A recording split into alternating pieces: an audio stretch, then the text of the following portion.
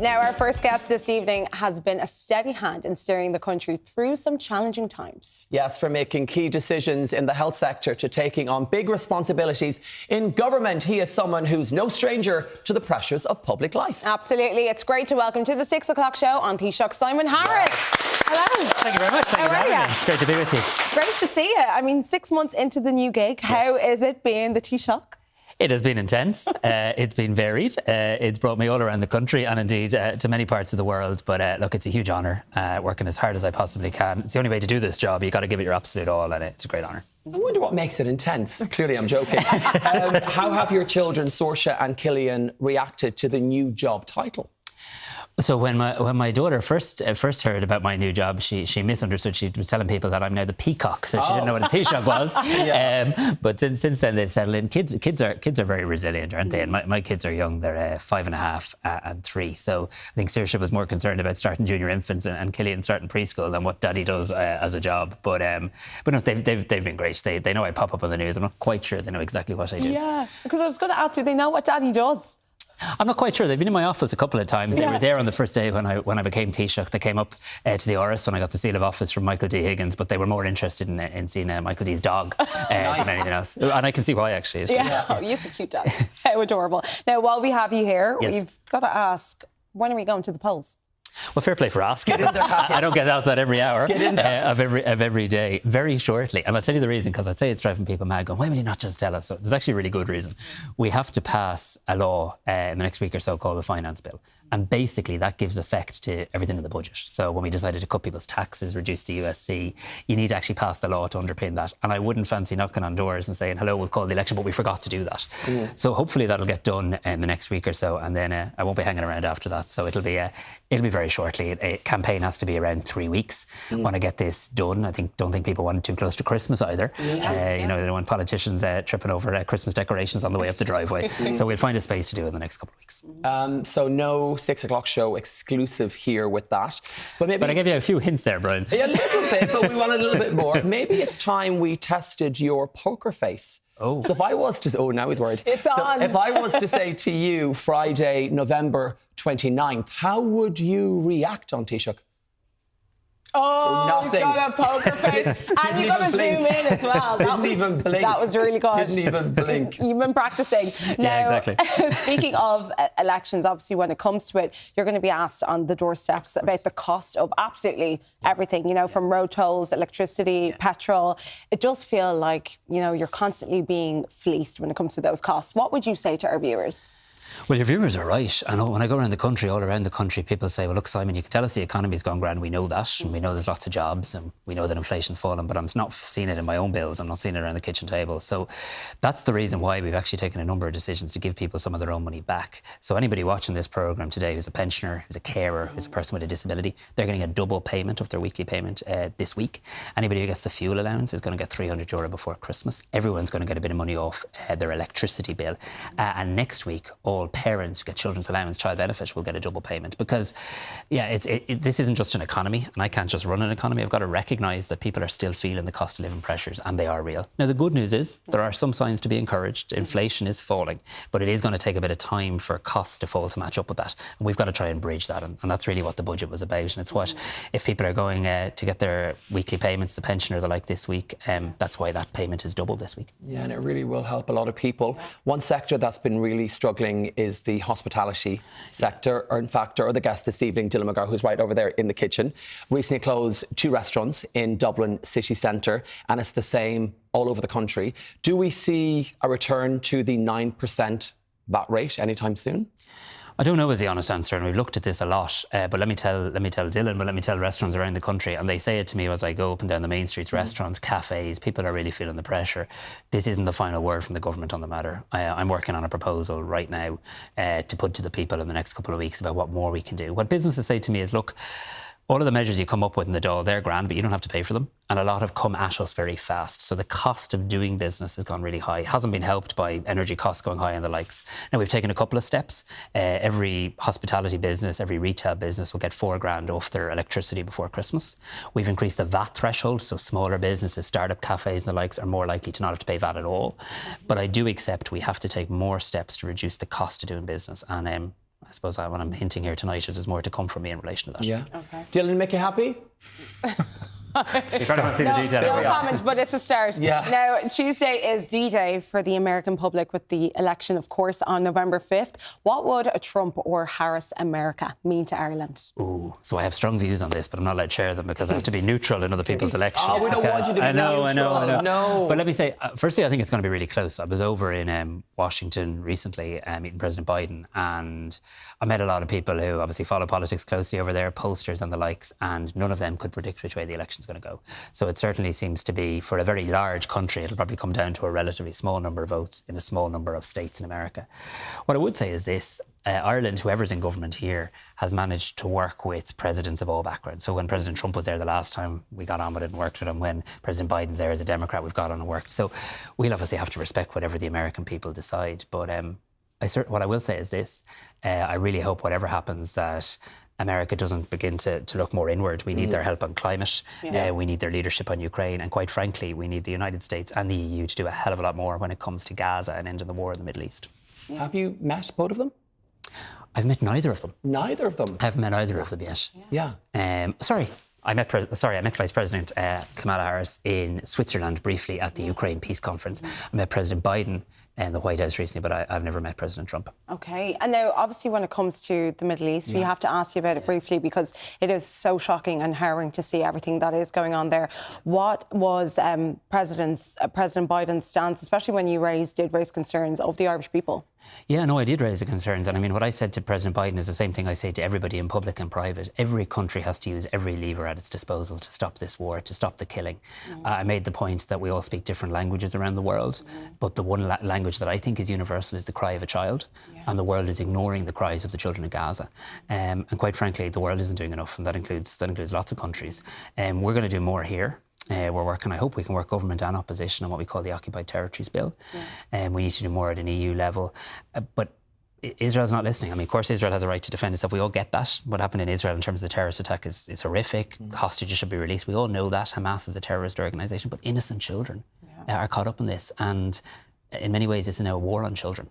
And I'm really worried about that. And now we see it spreading to Lebanon in terms of the humanitarian crisis. And of course, we've Irish men and women serving in Lebanon and in UN peacekeeping. And we're keeping a very close eye on that. But it's a very, very grim situation. And the decision they took in recent days now to make it harder to get humanitarian aid in is, being honest, there's no word short of despicable for it. Yeah, I mean, when you are watching it from afar, you can't help but feel powerless. Yeah, and I think that's the challenge, because we can't be powerless. So, I mean, Ireland is doing its bit and doing its best. We're increasing our humanitarian aid. We've recognised the state of Palestine. We're happy to work to try and pass stronger laws and to work with government and opposition on that. But the EU and the US both have an ability to do so much more. And we can't just apply international law kind of as we like. We have to be consistent about this. Absolutely. International law is international law. Human rights are human rights. And I don't see why the world is not doing more to create the environment for a ceasefire. We have to talk to you about the RTÉ scandal. It still makes front page news. They are set to receive almost, I thought this was a misprint, €1 billion over 4 years from the state. Do you think that's fair to ourselves, who also do the exact same job? We're sat here, Virgin Media. So I'll answer the other way. I mean, do I believe Virgin Media do public service broadcasting? I do. Do I believe that RTÉ do public service broadcasting? I do. So public service broadcasting doesn't just happen in RTÉ. Good public service broadcasting does happen there, of course. And I think it was the right decision to stabilise RTÉ, or the public service broadcaster. I think that was the right decision. And I think the model we came up with was sensible in terms of reforming a TV licence and providing some more exchequer funding. So it's important to say all that money doesn't come from the exchequer directly. Do we need to do more to support other broadcasters, other radio stations, other local newspapers? Yes, we do. Now, we've started that. So we have created a new fund. We have topped it up by several million euro. But I think the next government, which I really hope to be a part of, which I'd like to lead, I think does need to do much more to recognise public service broadcasting now happens in different places and not just in RTÉ. Is that something that will happen anytime soon for people? Well, I'd argue it's already beginning to happen. Okay. So we're already providing more funding for that this year than last year. We'll be providing more money next year than the year before. But I would like to see a step change in the level of that funding. And certainly, as we just mentioned, we'll be going into an election shortly. And I'll be putting my case on the 29th of November, is it? Poker face. Poker face. Your home, along with other politicians, was targeted, as part of protests. What's that like for you protecting, your family, especially being a dad? Yeah, so I never use the word protest, and I kind of bristle because a protest is a really good thing. I have participated in protests. I have been protested at. Protest is a really important part of democracy, right? It really is. I meet people regularly outside the gates of the Dáil, the gates of government buildings, protesting, and they're participating in our democracy. They're putting forward views. That's a good thing. Yeah. That's not what happens outside my house or outside other people's house. That's thuggery. It's an attempt to intimidate. If somebody turns up outside your house, anybody's house, masked, holding signs, waving flags while you're trying to put your children to bed or give them a bath, that's not a protest. No. So, look, I don't talk about my individual circumstances. Very grateful to the Gardaí, as are my family. But I do think we shouldn't allow that sort of behaviour become in any way normalised. Like, I love this country. It's a great country. And you travel around the country and you meet people who vote for you and you meet people who never vote for you in a month of Sundays. Yeah. And most people in both categories are really decent. Yeah. And that's what we need to try and keep and protect. We mentioned your children at the start of this chat. They're quite young. Were they aware of the protests and the people outside the house? And how was that? Yeah, I mean, I haven't. We don't dwell on it in our home, but I'd imagine it's hard. It's hard not to be somewhat aware. So certainly, our little girl. So with all of that, any regrets on taking the big job? No, I don't, and my family don't either. I mean, I got involved in this at a young age through advocacy when my own brother was born with autism. I believe politics has an incredible ability to make a difference. I've been given a massive honour and a massive opportunity and a huge obligation. I'm going to give it my absolute all for as long as the people allow me to do this job to try and make a positive impact. Yeah, I mean, you mentioned the young age. I think, was 28. Was it 16? 16 when you called your first public meeting or something like that? This makes me sound a little peculiar, but it is when you look back at it. Yeah. But you know what it was? It was every family will do everything they can for each other, won't they? And my brother was born with the type of autism, and I was a moody, opinionated teenager living in Greystones, and my family felt very alone and I was very frustrated. And I remember calling a public meeting saying, does anyone else living with autism come together? And we started campaigning to make sure the local secondary school had the first autism facility, I think at a second level school in Ireland. And that whetted my appetite. And I realised that actually, if you believe in something passionately, you get involved, you work with other people, you can make a difference. And we've made a lot of progress on autism in terms of awareness as a country, but we have a huge amount more to do. And now that I'm Taoiseach, I'm absolutely determined to do it. Putting that teenager energy to some good use. Yes. Yeah, exactly. Hopefully. Now, a lot has been said about your age. You were the youngest Taoiseach in the history of our state. Queen Elizabeth, I believe, Queen Elizabeth II, had something to say about it, didn't she? She did. I met the Queen when she made that historic visit to Ireland, and I was a brand new TD at the time, and I met her in the convention centre, and she was very nice, and it was a great visit, and we were honoured to have her. But I remember I shook her hand, and she kind of looked me up and down, and she said, "And what do you do?" And I said, "Well," I explained to her, and she said, "Well, they start you very young over here, don't they?" Now, I didn't point out that they started her very young as well, of course. Very true. The Queen of our country. She can play a back game now. So, she's like, to the tower with him. I wasn't quick enough, so. No. Well, now, while we have you here, we thought we might play a round of quick-fire questions. Okay. If you're ready for it. These are tough. And these are quick. These are tough. So we got to be on our feet. What does a Taoiseach binge watch after a long day of politics? The truth is probably still the news. Oh. But a bit of Netflix as well. What's your favourite show? The Perfect Couple. I watched a bit of that recently with Nicole Kidman. Very good. I've not watched that yet. Well worth watching. Do you know how much a litre of milk would cost you today? This question is trickier because there isn't just one price anymore. So the gotcha question is harder these days. But I think the last litre of milk I bought was about €1.15 in Tesco recently. That's about right. You're bang on. That's about right. If you weren't in politics, what job would you be doing right now?